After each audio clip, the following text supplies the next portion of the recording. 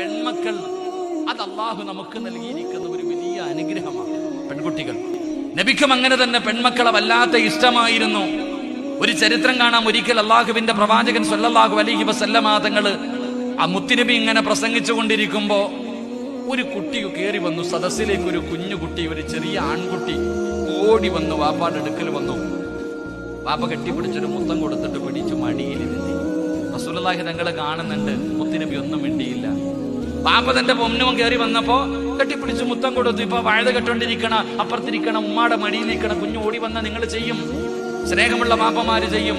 മുത്തം കൊടുത്തിട്ട് പിടിച്ച് മടിയിലിരുത്തും. റസൂലുള്ളാഹി തങ്ങളൊന്നും മിണ്ടിയില്ല. കുറച്ചു കഴിഞ്ഞപ്പോ ഒരു പെൺകുട്ടി കയറി വന്നു. അതേ മനുഷ്യന്റെ മകള് സദസ്സിലേക്ക് കയറി വന്നു. നേരെ വാപ്പാടെടുക്ക വന്നപ്പോ വാപ്പ കെട്ടിപ്പിടിച്ചൊരു മുത്തം കൊടുത്തു. എന്നിട്ട് പിടിച്ച് താഴെ ഇരുത്തി. ഒരുത്തനെ മടിയിലിരുത്തി, ആൺകുട്ടിയെ മടിയിലും ഇരുത്തി, പെൺകുട്ടിയെ താഴെയും ഇരുത്തി. മുത്തുനബി പ്രസംഗം നിർത്തിയിട്ട് പറഞ്ഞു, ഒന്നി ആ താഴെ ഇരിക്കണ മോളെ കയറ്റി മടിയിലിരുത്ത്, ഇല്ലെങ്കിൽ മടിയിലിരിക്കുന്നവനെ താഴെ ഇരുത്തുന്ന നബി മുഹമ്മദ് മുസ്തഫ സല്ലല്ലാഹു അലൈഹി വസല്ലമ തങ്ങൾക്ക് അങ്ങോട്ട് പിടിച്ചില്ല.